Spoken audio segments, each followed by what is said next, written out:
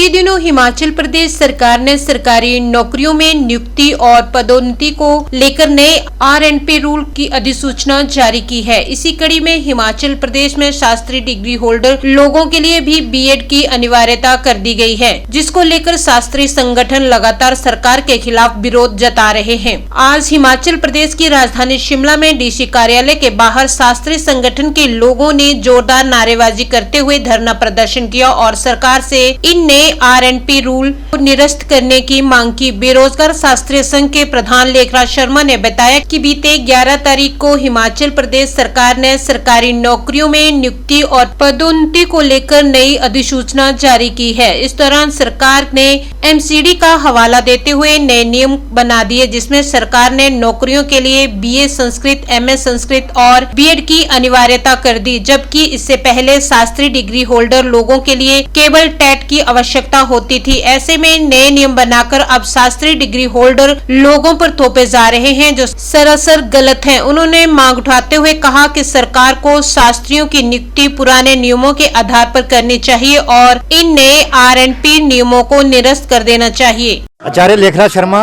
बेरोजगार शास्त्री संघ प्रदेशाध्यक्ष।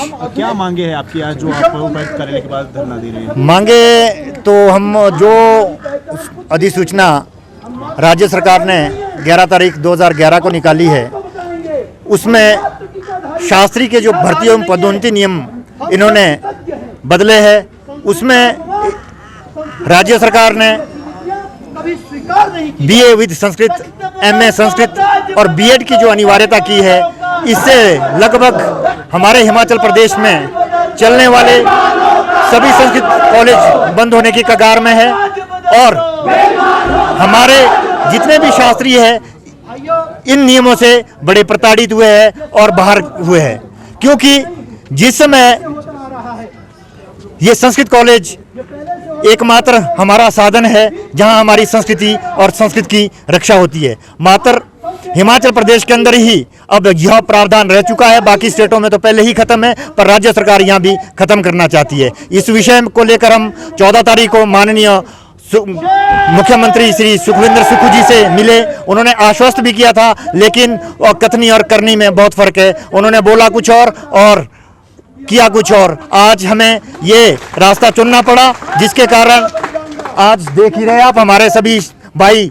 विरोध प्रदर्शन कर रहे हैं। इसी जो है भर्ती एवं पदोन्नति नियम उन्होंने हमारे ऊपर थोपे गए हैं। तो इससे पहले जो भर्ती लोग अलाउड नहीं होते थे क्या?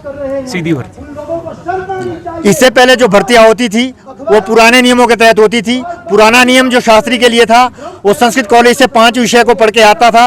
वो धर्म ग्रंथ 5 विषयों के धर्म ग्रंथ पढ़े जाते थे। उसके बाद वो शास्त्री एक अपने आप में डिग्री थी, वही लोग शास्त्री पद के लिए एलिजिबल होते थे। अभी इन्होंने 9 तारीख को भर्ती की जा रही है।